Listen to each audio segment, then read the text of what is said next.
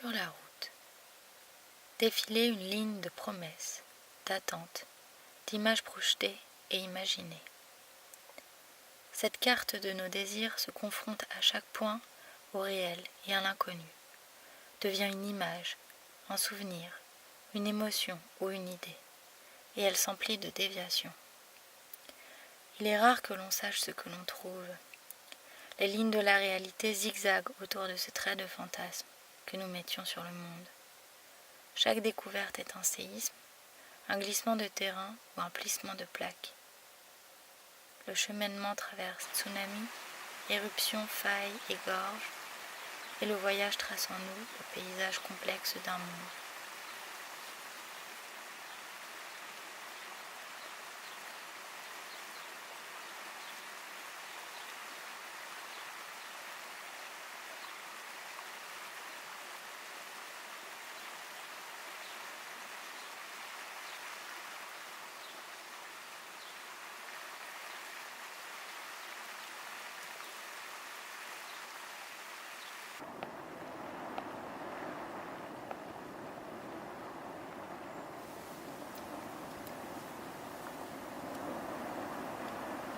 Ce fut une ombre, l'ombre projetée de la Terre sur la Lune lors d'éclipses, pendant le passage de la planète entre son satellite et le Soleil.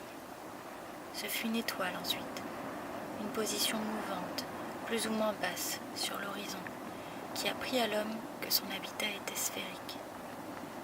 Il fallait comprendre sur les bords, à côté, autour. La connaissance se fait dans les détours, indirectement, sur les contours, dans les contournements, lors des pérégrinations.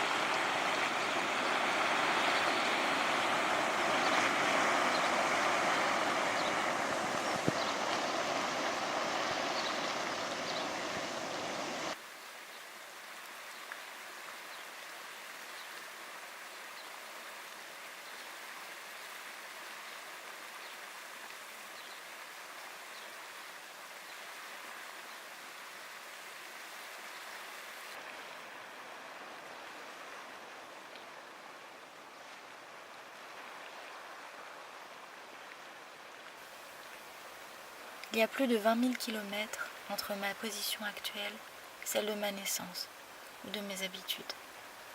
J'ai 32 ans, ce qui pourrait donner une moyenne de ma vitesse dans le système Terre d'environ 0,01982 mètres par seconde ou 1,982 10 puissance moins 5 km par seconde. Mais nous savons que c'est absurde, incomplet et ne tient pas compte des dérivations. 32 ans, c'est approximativement 11 680 jours, 280 320 heures, 1 milliard 9 152 000 secondes. Ce n'est qu'un film.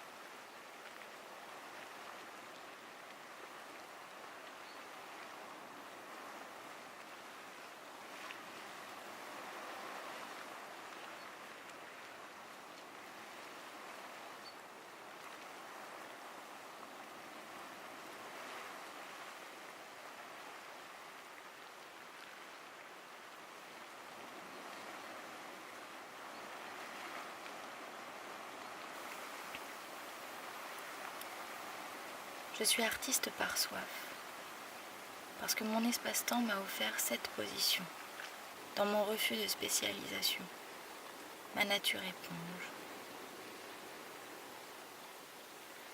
L'art est un voyage où les gestes nomadisent, se jouent des frontières et tâtonnent. Il s'y révèle tous les gestes maladroits, ceux qui résistent à la fragmentation du réel, en morceaux utiles à l'édification humaine, ceux du savoir par contact. Ils ont les yeux du toucher. C'est ce qui me semble le plus informe et incanalisable, comme direct et ouvert. C'est par la création qu'il y a action sur le réel. Elle le tord, le poétise.